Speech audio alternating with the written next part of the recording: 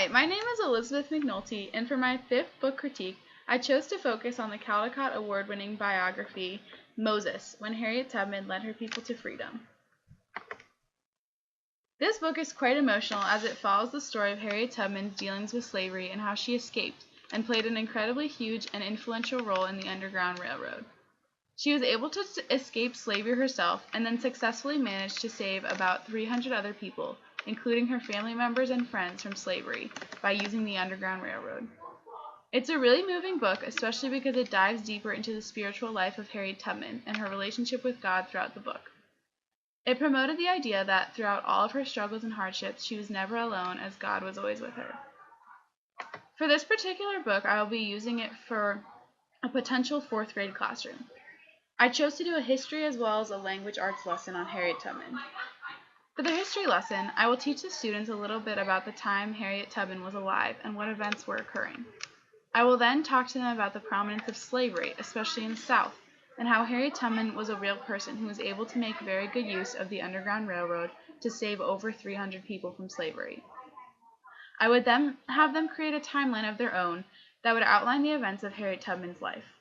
They would include events from the book as well as events they would have to research separately. They would use the website TimeToast. I have created my own timeline of her life on the website. If we follow this link, we will be able to see the timeline I created. As you can see, I have chosen specific times in her life and added to the timeline, describing what happened.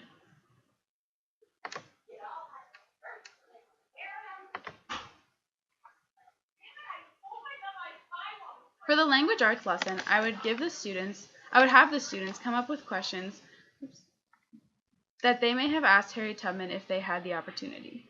They would all post their questions to a discussion thread so that their classmates would have the opportunity to respond with their own perspectives. This gives the students the chance to question the past and really think about what happened during that time period in the story. The other books that I chose to focus on for this set were The Cat in the Hat, Bridge to Terabithia, Bud Not Buddy, and Joseph Had a Little Overcoat. The Cat in the Hat is an award-winning poetry book by the one and only Dr. Seuss. This is a very famous, hilarious book about two kids who are left home alone and the outlandish events that occur in their home. It is a great book because it makes students laugh and keeps them engaged in reading poetry. Bridge to Terabithia is a realistic fiction book by Catherine Paterson. It is a winner of the Newbery Medal Award. This book is filled with themes of friendship and courage and gives a great lesson for children. Bud Not Buddy is a multicultural Newbery Award-winning book by Christopher Ball Curtis. This book follows the story of a boy who flees his home after jumping around from many different foster homes.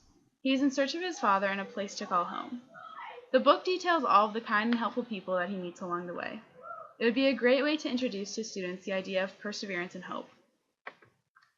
Finally, Joseph Had a Little Overcoat is a Caldecott Award-winning picture book by Sims Tabak. This is the story of Joseph, who takes pieces of his overcoat to make smaller things.